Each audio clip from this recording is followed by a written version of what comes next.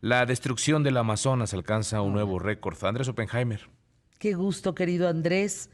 Cuéntanos sobre este récord tan terrible que alcanza esta destrucción hoy en día. Te escuchamos. Hola, Fer, gusto en saludarte. Bueno, es un dato escalofriante que escuché, leí la semana pasada, que dice que el Amazonas, o sea, el pulmón del mundo, o sea, el lugar del que todos dependemos para respirar, ha sido deforestado a niveles sin precedentes en los primeros 4 meses de este año. O sea, como nunca. No son cifras de alguna organización ambientalista, Fernanda, sino del Instituto Nacional de Investigación Espacial de Brasil, el INPE, que es la agencia gubernamental que monitorea con satélites el Amazonas. Y este organismo, el INPE, acaba de dar a conocer esta cifra, que entre enero y mayo de este año se destruyeron 1.954 kilómetros cuadrados de selvas amazónicas, y esto es un aumento del No, 69% respecto al mismo periodo del año pasado. O sea, lo repito porque esta cifra parece estratosférica. Este año, en lo que va del año, se destruyó un 69%, casi un 70% más de selva amazónica de lo que se destruyó el año pasado, que ya era un récord. Y esto, Fernanda, es porque las compañías madereras y los agricultores ilegales y los que practican la minería ilegal están arrasando con el bosque amazónico y con todas las especies animales que ahí viven. Y salió un estudio publicado por la prestigiosa revista Nature hace pocos días, diciendo que ya hay partes de la Amazonia que están liberando más dióxido de carbono de lo que absorben, cosa que obviamente agrava la crisis climática global. Los grupos ambientalistas, Greenpeace, Sierra Club y otros, acusan a Bolsonaro, al presidente de Brasil, Jair Bolsonaro, de no hacer nada al respecto, y hablé con varios de ellos, voceros de estos grupos, en días recientes, y me decían que temen que esto va a empeorar en los próximos meses porque en Brasil hay elecciones en octubre, Bolsonaro se está tratando de reelegir, y entonces lo menos que quiere es frenar el desarrollo económico del Amazonas. En otras palabras, según dicen estos ambientalistas, a Bolsonaro lo único que le importa es hacer crecer la economía del Amazonas, y no le importa tanto el perjuicio ecológico que eso pueda causar. Y, Fernanda, en la Cumbre de las Américas, hace pocas semanas, hace pocos días, el 10 de junio, acá en Los Ángeles, altos funcionarios de Estados Unidos hablaron de esto con Bolsonaro. Joe Biden, el presidente, habló de esto personalmente con Bolsonaro. Yo hablé con John Kerry, que es el secretario del SAR ambientalista del gobierno de Biden, el que era secretario de Estado de Obama y candidato presidencial en su época también.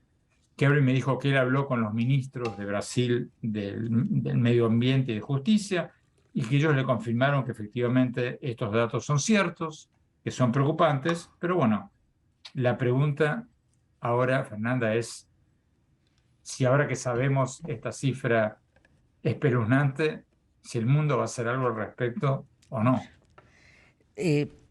Fíjate, hablando de porcentajes, porque son muchos países los que comparten el Amazonas.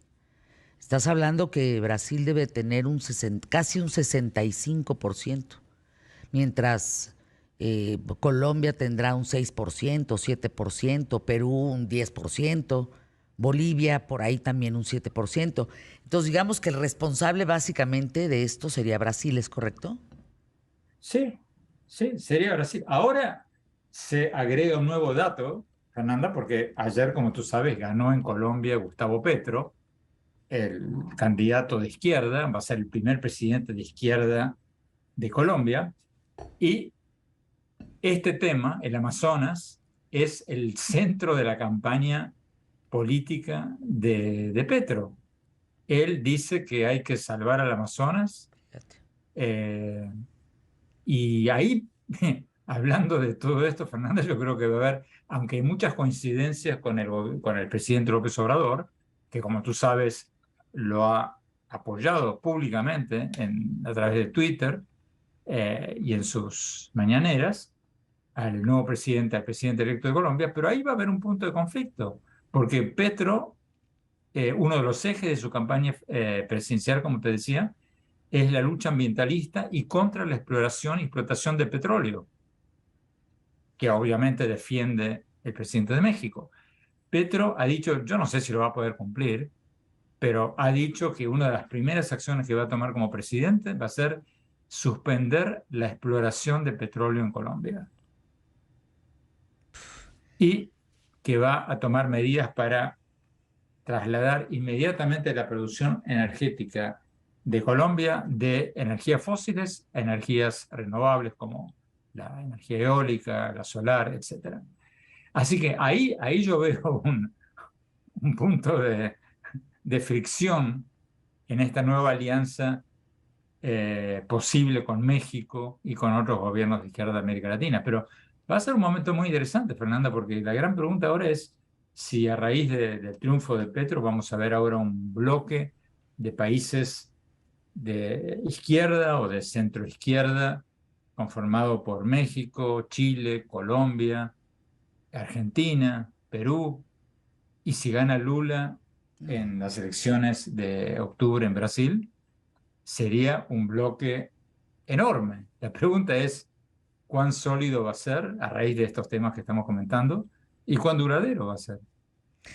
Andrés, entiendo que los indios que viven en el Amazonas, no importa en cuál de los países, en el porcentaje que le corresponde a más de 6 países, parte del Amazonas, del río Amazonas, que las tierras ocupadas por estos indios, digamos que el usufructo de las riquezas de suelo, de lo que hay en el Amazonas, es para ellos.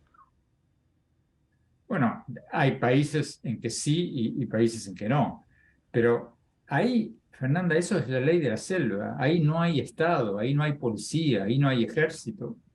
Fíjate, la semana pasada murieron, desaparecieron y después se encontraron los restos del periodista británico, o habrá leído la noticia, Don Phillips, que estaba siendo acompañado por un experto en pueblos indígenas, Bruno Araújo. Terrible. Los dos estaban precisamente trabajando en un libro sobre esta tierra de nadie, este Far West, en los lugares más remotos del Amazonas. Y ahí no hay, como te decía, no hay ley, no hay policía, no hay Estado. Cada Fueron uno Bruno hace lo que Pereira y quiere. Don Phillips. Después de 10 días, Andrés, de búsqueda, los ¿Sí? encuentran muertos, eh, periodistas, bueno, todos los países guardaron silencio, ¿no? Como que nadie se responsabilizó, como que nadie puso... Y lo que es peor, el presidente de Brasil tuiteó algo así como cuando estaban desaparecidos, cuando todavía no se sabía que los habían matado, pero cuando habían pasado varios días de denunciada la desaparición de Tom Phillips, Bolsonaro tuiteó algo así como, bueno, ¿a quién se le ocurre meterse en una zona como esa? Como Imagínate. que se la buscó. Era precisamente su trabajo. Estaba escribiendo un libro sobre la destrucción del Amazonas, sobre la minería ilegal, ¿cómo no va a ir? O sea, una reacción totalmente, o sea, ridícula del presidente de Brasil. Pero este es un tema, Fernanda, que nos afecta a todos y del que se habla muy poco. Quizás sea porque ahora estamos todos convulsionados por la guerra, la invasión rusa a Ucrania. Odio llamarla la guerra de Ucrania porque no es la guerra de Ucrania, es la invasión rusa a Ucrania, que es Ucrania, algo muy exacto. diferente. El tema de la pandemia, o sea, todas estas noticias mundiales que nos han golpeado en los últimos meses están un poco eclipsando este tema del Amazonas, pero es un tema importantísimo, está llegando a niveles récords de destrucción en el Amazonas, como decíamos antes, y es un tema que hay que poner en el centro de la agenda política, porque respiramos todos. Recuerdo que Bruno Pereira, justamente uno de los cuerpos encontrados, había destruido más de 60 embarcaciones, ¿recuerdas? Dedicadas al famoso garimpo, que es la búsqueda de oro en el río Amazonas. Y de ahí parece que hay evidentemente una venganza por parte de algunos de los pueblos que buscaban justamente ese oro en el río Amazonas. Sí, al no haber policía, al no haber justicia, al no No haber hay. nada, ¿Has y estado, la ley Andrés, del en el Amazonas? Yo entré por Estado de la Quito. Nación. Uf, Yo también. Yo fui a Coca, que sí, es sí. una población cercana al Amazonas. Fui, Fernanda, y escribí una crónica larga que después fue incluida en un libro que se llamó Crónicas de Héroes y Bandidos, sobre la muerte de un obispo católico en el Amazonas cuando estaba tratando de catequizar a los indígenas y lo mataron a lanzazos. Y para hacer eso fui al Amazonas ecuatoriano, estoy hablando hace muchos años, cuando estaban los indios aucas que no tenían contacto con la civilización.